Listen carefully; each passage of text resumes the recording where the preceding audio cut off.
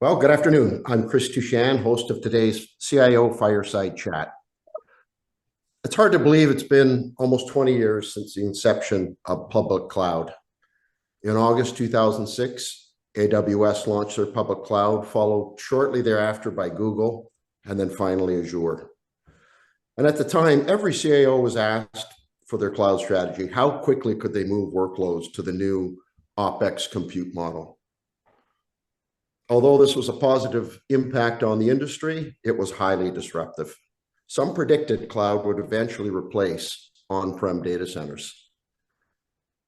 Well, fast forward almost 20 years later, we find ourselves in a hybrid world. Most companies maintain both an on-prem and cloud environment. Although many firms have a cloud-first strategy, most would agree not all workloads are best suited for public cloud. In order to effectively manage workloads in a hybrid world, standardization and automation is key. And this is the subject of today's Fireside Chat. Joining us are Roger McElmoyle and Mick Scott. Roger leads the DevOps automation practice here at Blue Mantis. Mick Scott is a principal consultant and former customer of Blue Mantis. We met Mick in his previous role where he was CIO at Fortitude Re. Mick and Roger are two of the brightest technical minds I've come across in my 30 years in this industry. So I will pass it off to Roger. Why don't you kick us off? Thanks, Chris. I wanted to sort of set the stage in terms of a couple of definitions. Often they're overlooked, and it's certainly going to underpin the conversation. There's a distinction between automation and infrastructure as code. Certainly automation has been around a long time. We think of it as scripting and whatnot, but more importantly today, automation focuses on workflow, orchestration, and pipelines. So causing actions to occur in a predictive way and being able to monitor it and report on it. So think of that as distinctly different from running a command necessarily at your command prompt. Rather, think of automation as something that is running in of its own right based on events. Now, infrastructure as code, it's also been around for quite a while, and often you see it in combination with automation, but I wanted to make a distinction here. So infrastructure as code is explicitly deploying infrastructure, so causing servers, whether they're virtual, which is where it really started, and or physical, where it can go today, and deploying it either in a declarative or imperative way. So we think of declarative in the context of defining the state it should exist in. So that is to say, hey, my server should have 32 gigs of RAM, and as a declarative, it will interrogate that server and confirm that it does and make the necessary changes if it doesn't. So it declares the state. Imperative being just make it happen. Some definition that causes a change within the server itself. So there's declarative, imperative. And a key piece of infrastructure control is version control.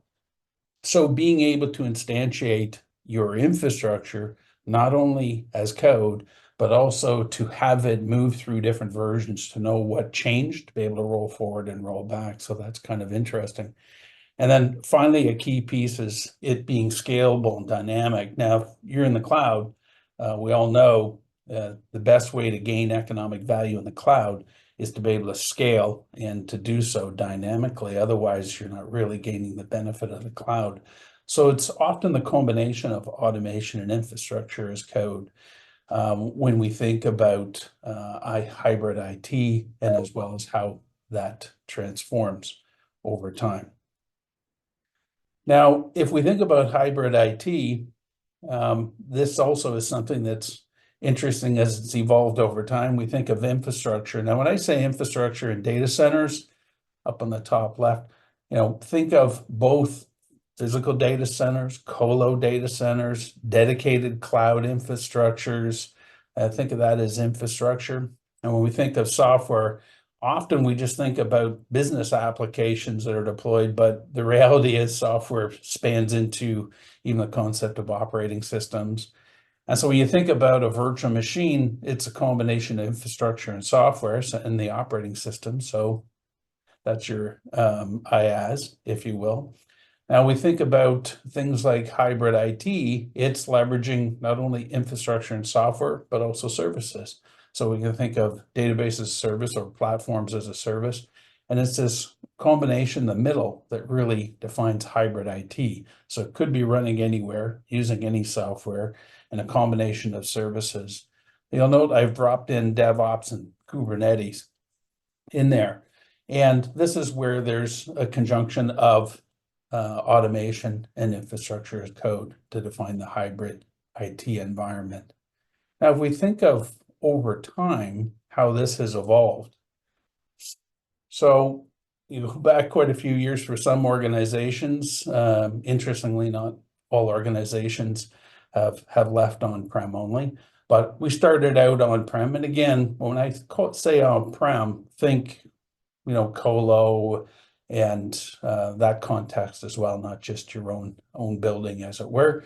So a lot of organizations move from on-prem only to hybrid. So they started to deploy in the various clouds that are available, whether that was AWS or Azure or multiple from that perspective. But for the most part, it was hand built. That's to say that, we went through the GUIs and manually deployed that. In some cases, people use some scripting to accomplish this. And that led us to organizations thinking about deploying with a cloud first only construct.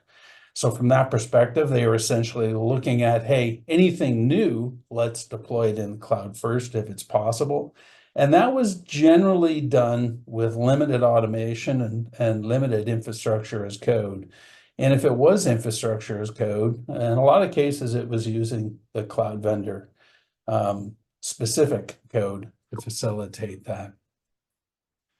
Now we see organizations thinking about multi-cloud. Now I want to make a distinction here when I say multi-cloud. So I'm not thinking about, hey, I happen to have workload that's in AWS and Azure and Google and IBM. Certainly lots of organizations did that way back when they were thinking hybrid, and even organizations do that when they think about their cloud first initiative. What I mean by multi-cloud is that you're deploying your infrastructure, if you will, your applications and its underlying infrastructure across multiple clouds, the same application leveraging multiple clouds. Now we run into this on a regular basis, and I'll pick on a couple examples just to give an example. Sometimes organizations do business where your customer may view it no appetite to have it running in AWS. Maybe they view AWS as a competitor, so they want you to run in Azure, and vice versa. So this is a case where you might need to be in multi-cloud, deliver the same solution, or you've looked at the cloud vendors and decided that, hey, being in a single cloud vendor represents risk to us from a business resilience perspective. And as a result, I want to be able to deploy anywhere, or you just want the ability to deploy your infrastructure wherever it makes sense, when it makes sense. So that's multi-cloud, so spanning your infrastructure across the clouds as if it doesn't matter. And then the final is an optimal hybrid solution. And what you might be seeing is a migration that includes not only clouds, but oddly back to an on-prem scenario where you're looking at deploying where it makes the most sense always. And one of the reasons this has been happening, or why organizations have gone through this transformation from on-prem to cloud to multi-cloud and then back or re-including on-prem, is they just haven't realized the cost reductions that they were looking for. So one of the primary examples we see in the marketplace right now is organizations that leverage VDI solutions in the cloud are finding out, hey, that's fairly expensive, and it's not dynamically adjusting, and it may make more sense to run some workload back on-prem where we control the cost more directly, or the volumes of data that are required. That has been causing some organizations to rethink utilizing an on-prem scenario. Control and security certainly comes into play, and just simply the ability to be agile. So we start to think about the optimal cloud. Organizations are looking at it. How do I realize my cost reductions, agility, control, and security? This is a transformation organizations have been going through significantly. This kind of brings us to the first question that I'd definitely be interested in understanding in this particular group, rather than just looking at the marketplace in general, is, where are you at this? Where are your organization in this evolution from on-prem through to hybrid, cloud first, multi-cloud, and hybrid cloud? I'll take this moment just to let you give a response there so we can see where this group of individuals and organizations are.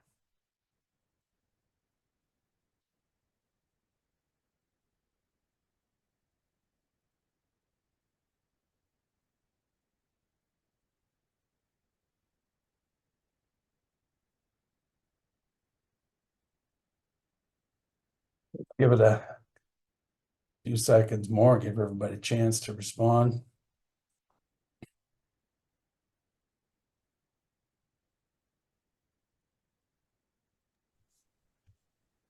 I think we're good, Roger. All right.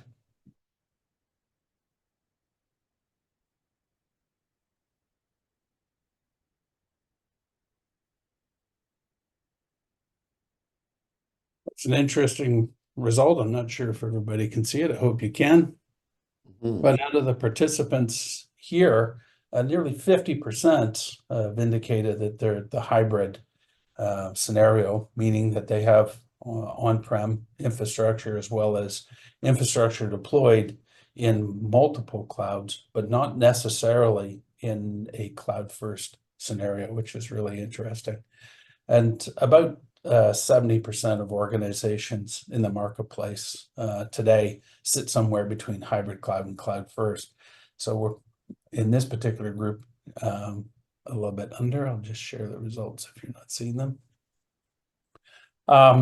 So that's interesting. And what's really interesting in this particular group, we don't have anybody that has achieved the optimal hybrid yet. So I find that fairly interesting, just from the perspective of perhaps you're on this journey, which makes this talk particularly interesting. So I'll stop sharing at this particular point.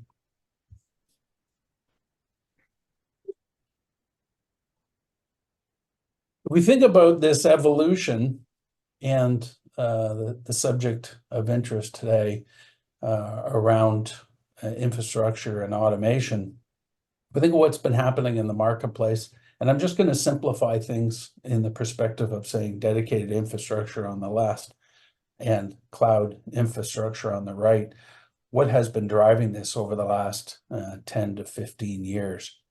So if we think of dedicated infrastructure and you're running on-prem, you're probably running a combination of physicals and some hypervisor. I've picked on VMware just because of their market share, but certainly there are other hypervisors that are available on-prem and in the cloud. And we link back to what we were saying earlier around the construct of the movement towards hybrid cloud and cloud first, and then optimal cloud. One of the things that really helps that is automation, certainly helps it, but also infrastructure as code. So we look at what VMware and other hypervisor environments, particularly VMware, they've started to work towards trying to provide infrastructure and automation, as well as infrastructure as code, and reaching towards the cloud. So the concept there was, hey, you can use our technology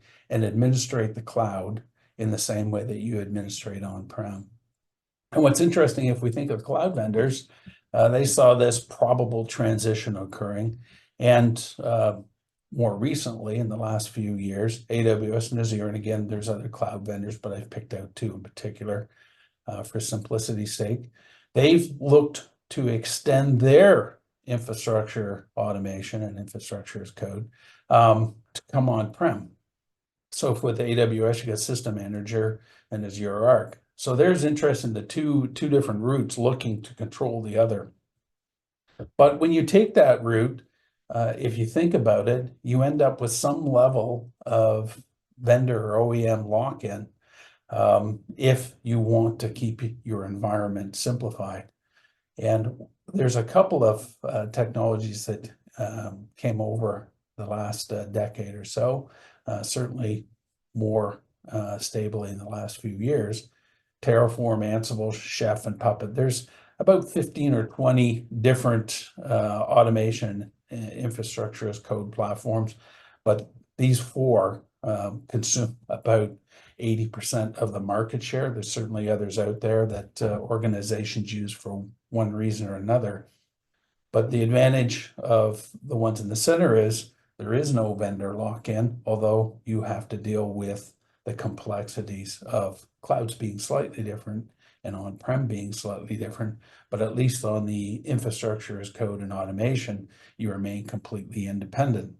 I'm referring to the concept that there's all these different platforms available to facilitate your automation and infrastructure as code. What that has actually led for a lot of organizations is unintended complexity. So what do I mean by that? Certainly in my years of doing this, I've run into so many scenarios where what you hear is the individual or the team that built that automation or developed that infrastructure as code is no longer here, or we don't know how it was used. We've tried many different technologies, and in the end, you have almost a unique way to deploy every enterprise application, and certainly the infrastructures associated. So you end up with this unintended complexity. Attempting to do anything just becomes difficult.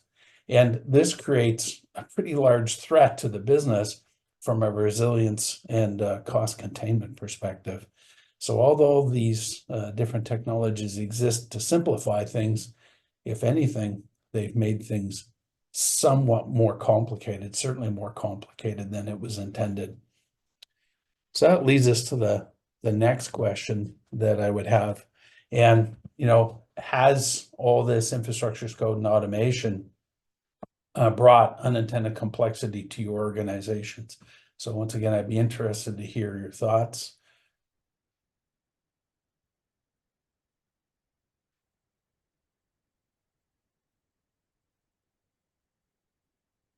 Don't want to influence it, but it's coming out exactly the way I expected this to pan out.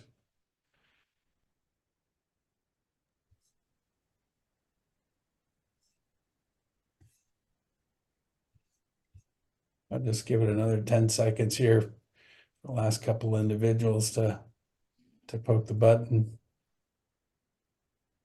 All right, I'll end the poll there. Okay. What's interesting on this is about 70% of you have replied that it's resulted in unintended complexity. I find that so funny because it never seems to fail. If you look at it, an organization that's been doing this for more than a couple of years, this is typically the result. It's got to make us wonder, are we really improving things with all of this? And I can assure you, despite this complexity that it introduces, it has tremendous benefits. And I think there's a unique opportunity at this point to relieve some of that unintended complexity for organizations. Most of these tools are reaching the point where I can argue that there is an opportunity to simplify and reduce the complexity and start to achieve the goals that it was all supposed to bring us from that perspective. Just close that, sorry. So this leads us to a key point. And I'm going to confess, first of all, I've been in technology a long time, so I've probably spent more years attempting to go against these key business decisions. But I would have to say that really to generate the value that infrastructure and automation has to offer, particularly now, is there are key business decisions that need to drive it, which are almost certainly going to rustle the feathers of some of your more technical people. And the first question is, do you need to or want to avoid OEM lock-in? So, do you want your tooling to be independent of any particular organization, recognizing from the technology side of the perspective that you're going to limit some of the new whiz-bang tool that just recently released in whichever vendor you're talking about. Secondly, do you need to be multi-cloud? Is that something the business needs to achieve? And that's a business decision because you're assessing the risk of your individual cloud providers, either limiting who can be your customer or exposing you to risk because of the decisions they make. Second, thirdly, hybrid IT. Do you want to be able to deploy on-prem or any cloud independently as you need to for the purposes of cost containment, security, etc.? And governance. I can't understate this enough. From a governance perspective, do you know for sure that you can reliably redeploy your infrastructure? Often I run into organizations that make the initial statement where we deploy everything through code, but when you get into it, that's not completely true. And there's lots that's done out of band or manually, if you will, without realizing it. And then security and risk. One of the big advantages of automation is consistency. You remove the human element, and if you're supposed to have 1,000 servers that are identical, with the proper focus on infrastructure as code and automation, you can achieve that consistency. So these are business decisions that need to drive the decision. Now I'm going to pass over to Mick, who over the many years has been achieving these value benefits and dealing with these business decisions and has a roadmap to achieve it. Mick? Thanks, Roger. So you might find yourself asking, what is a good approach to implement a hybrid IT environment? Ideally, to start, you probably have documented your targeted hybrid IT strategy. Okay, this would tell you, the characteristics of what workloads would be deployed in what IT environment. Okay, examples could be, commodity workloads should be always SaaS, right? Office 365, things like that to realize OpEx outcomes. Instances where generic is good and customized is bad. You might decide to ensure that highly variable workloads are either platform as a service or straight out infrastructure as a service from a cloud vendor. The outcome you're after there is scalability and variability is important, right? In highly variable workloads. You may have a series of consistent or low latency workloads that should be, deployed on-prem or colo to, realize CapEx or OpEx or perhaps a regulatory outcome. The point is that you should develop as an organization some guardrails to determine where workloads should go. The previous list is purely just what we've seen in the past in terms of what the strategy looks like. Now, that'll tell you where you think things should go, which is a good starting point. The most important question is, how do we get there, right? So generally, we've seen this done on what I would call an assessment, and then a consolidation, and then an implementation steps.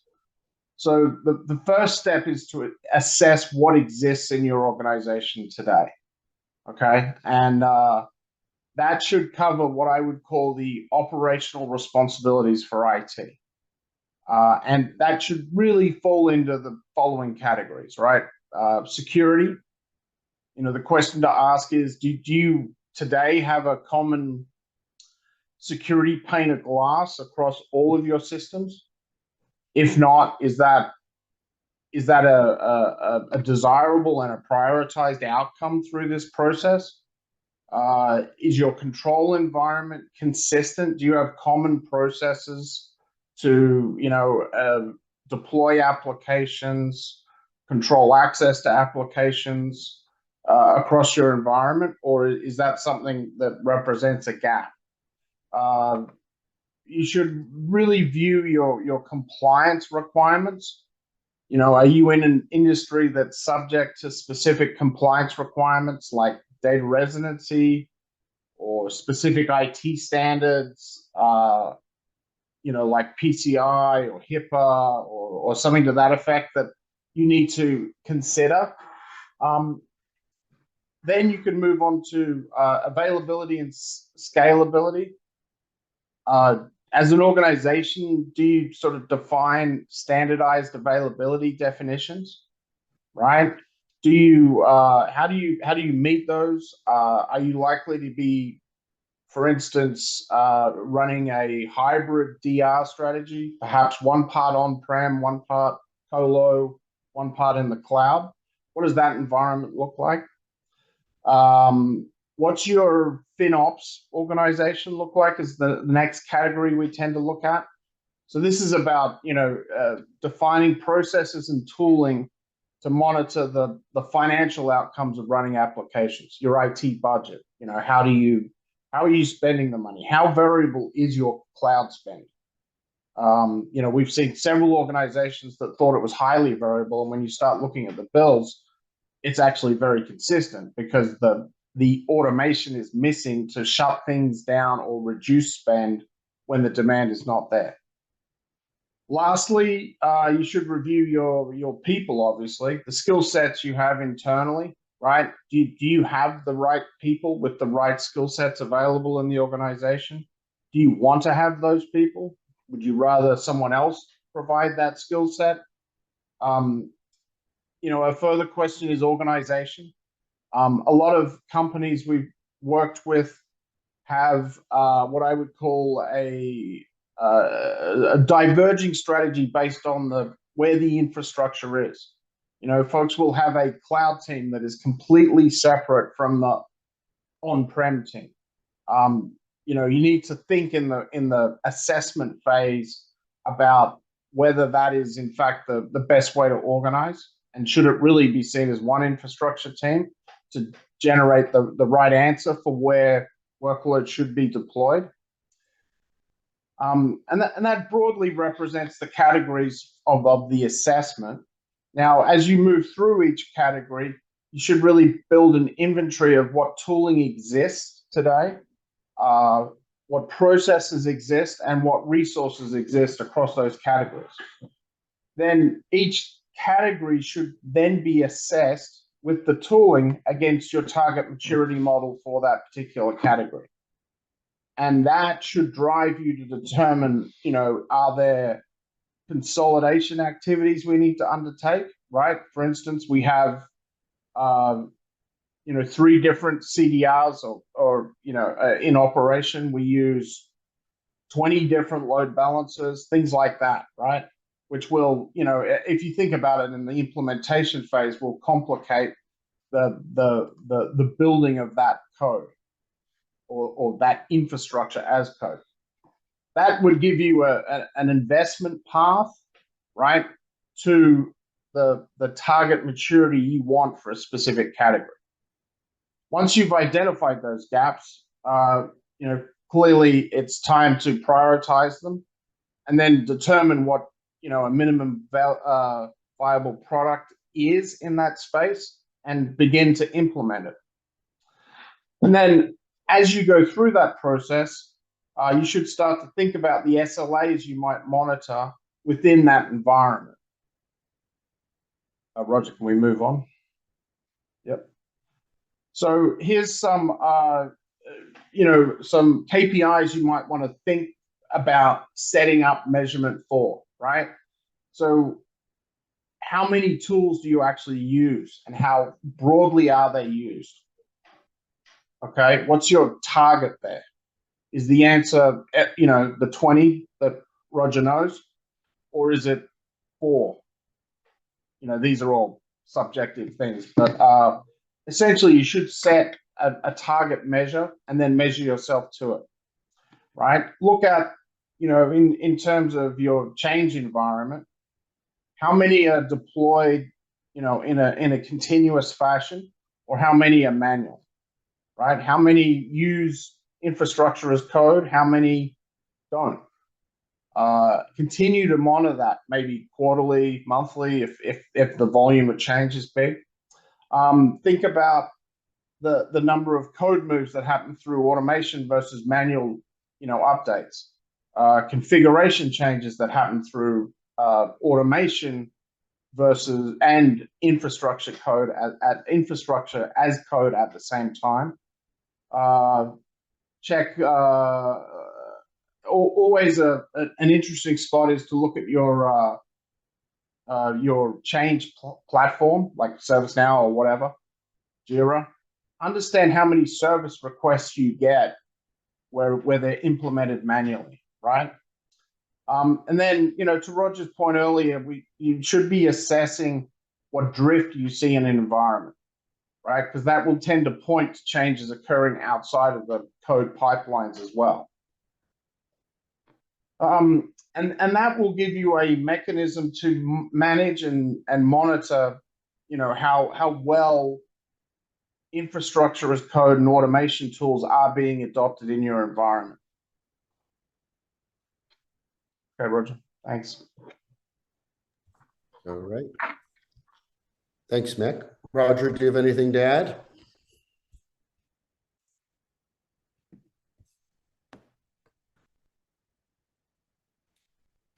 I was stuck on mute there. Sorry about that. Hey, when that happens. From that perspective, it's interesting. You're talking about out of band change or change made without automation, and this is one aspect where organizations can find themselves less resilient than they intended, and I think this is one area that doesn't always get the focus that it should get, is determining in the end, if automation was available, did it actually get used so that you achieve the measure of consistency that you require in your environment? We certainly have environments that we look after, and it's one thing that we find creates the most difficulty. And where it creates difficulty is, you're doing testing in your non-production environment, if you will, and everything appears to work, whether it's a patch or an update or a change, and then it's deployed to production with unexpected results. Inevitably, when we get into doing the root cause analysis, we discover that there's been some slight drift in terms of how a change was affected. And as a result, you have 100 machines which are supposed to be identical, and you have 99 machines which are identical. And when we dig into it farther, it's the unintended issues where staff are trying to do the right thing, repair the server, get something to work, solve a problem, but unintentionally disregard the fact that there's automation to do it, and do it manually, and do it ever so slightly different. So I think if we're going down the route of embracing automation and infrastructure as code, we have to treat out of band change or manual change where automation is available effectively a risk to our security and our resilience. I think it's a critical piece that maintains it. Just recently we were working with an environment, and some of the feedback we got was, well, yes, there's automation, but we noticed there was a bug in the automation, and we always intended to fix the bug, but in the meantime, everybody's just got used to doing it manually. And it ended up creating a problem where in the end it was just really, management pushing the decision that says we need to monitor this and be on top of it. What was interesting is senior management thought everything was being done through automation, and the reality was that really wasn't happening. And as a result, they didn't have an environment that was as robust as they thought. So once we head down the road of infrastructure and automation and change control, and if you will, version and source control, that represents the environment at hand, it's important to commit to it and measure it and confirm that drift isn't happening in the environment. That would be my one thing that I've noticed, Chris, that puts things at risk.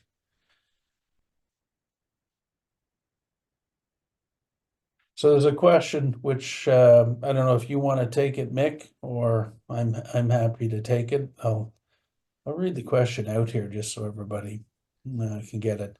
So unintended complexity, if it's already resulted and it's resulting in extra costs, how can an organization make sure that the next move towards infrastructure as code and automation isn't going to be more costly? How are you going to start to realize that? And I know, Mick, this is an area you've had to deal with time and time again. How do you make sure that, number one, you remove the unintended complexity and that you do realize the benefit?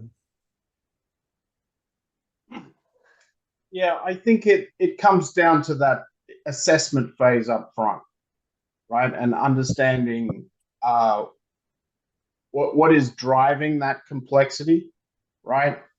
Is it where are the gaps? Is it a lack of financial monitoring around how you're deploying applications, how that works? Do you have a tooling issue?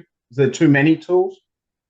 Right? I've seen several times where in a cloud first strategy, folks have under the I guess the premise of we have to move fast is that they ignore what other teams within the organization are working on, and ultimately what that comes down to is that complexity you described.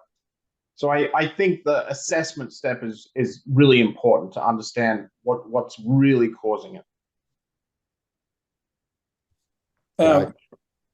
Something I would add to that, Mick, is challenging the desire to use a new tool. I love tools. I can be encouraged easily to use a new tool.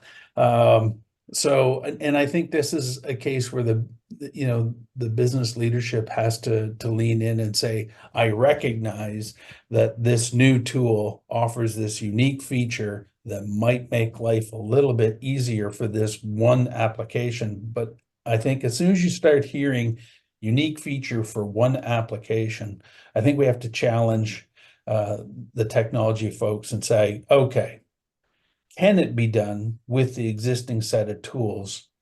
And do we actually have to use this unique tool or unique feature? Is it really in of itself driving benefit to the organization? All too often I see the neatest tool used for one specific purpose, and it could have been done using the standard set of tools. There's always going to be that pressure to use the latest and greatest piece of automation that appears to have arrived in the marketplace.